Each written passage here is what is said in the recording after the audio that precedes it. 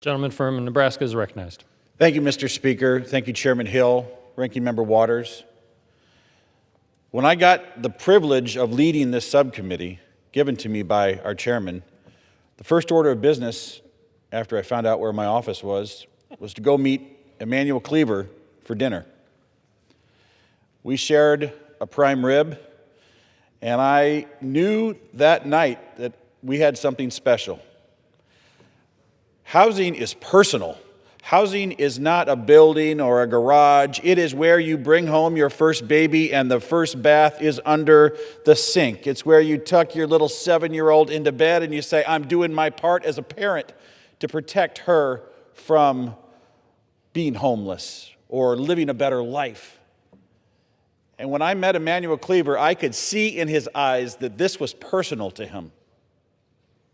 And I thought, I'm a Republican, he's a Democrat. God has placed us in these spots to try and fix something for the American people, to make it easier to get that first house, to buy a manufactured home that doesn't have a chassis and save $25,000, to do it for all the right reasons. And last Sunday, as I was coming back to Omaha, we were flying because of storms.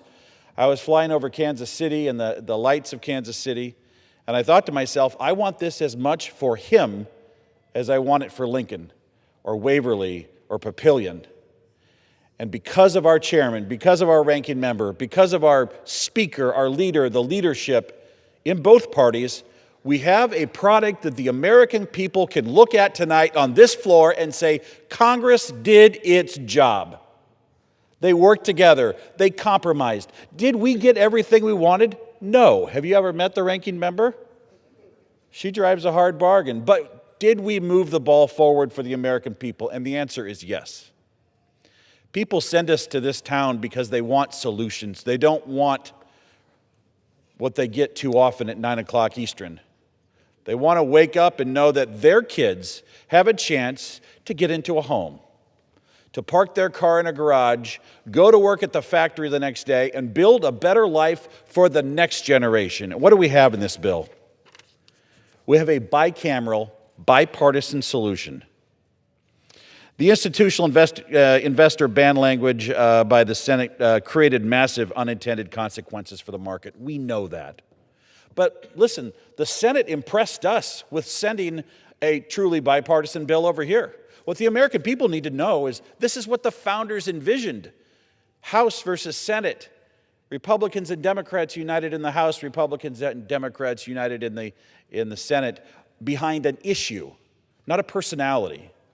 And I credit the leadership for working the way they did that allowed Mr. Cleaver and I to set a table and listen to the Habitat Humanity folks from Huntsville, Alabama, to welcome in the mayor of San Diego, to talk to the mayor of Lincoln, who's high up on the Council of American Mayors, and find out what her priorities are.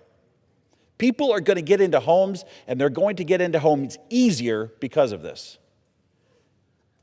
And I, for one, want the people I signed up to represent to know this is exactly why I want to be in Congress. I'd like to take a moment to highlight a few provisions that I feel will make a difference. 205 and 206, two sections of the bill, work to right-size environmental reviews on both HUD and USDA housing projects. Mr. Nunn from Iowa, big fan of that. This legislation ensures these environmental reviews are properly tailored to the real impact of the project going forward, not just a box that needs to be checked. I worked with Mr. Cleaver on this section of the bill for a long time as it relates to the reform of the Home Investment Partnership, the largest block grant program at HUD dedicated to building affordable housing. What does it do? Slashes the environmental review requirements, eases labor cost burdens like the ones created by Section 3, and with that, Mr. Speaker, I yield another minute to the gentleman. Gentleman is recognized for 1 I minute. do thank the chairman, and provides greater flexibility for cities and towns across the country to utilize home dollars to promote home ownership. Sometimes it's as easy as extending the wastewater and the water system another 15 blocks. Think how far that goes in California or a small town in Nebraska where they only have 2 blocks, and another block means you get 10 more houses there. That's 10 more families. That's 50 more kids for a school that is on life support. And now they've got housing. Listen, very proud of the committee I serve on. I'm proud of the way we work in a bipartisan manner. I want my career in Congress to be experiences like this, and I thank Mr. Cleaver for everything that he's accomplished in Congress and look forward to continued great relationship. Mr.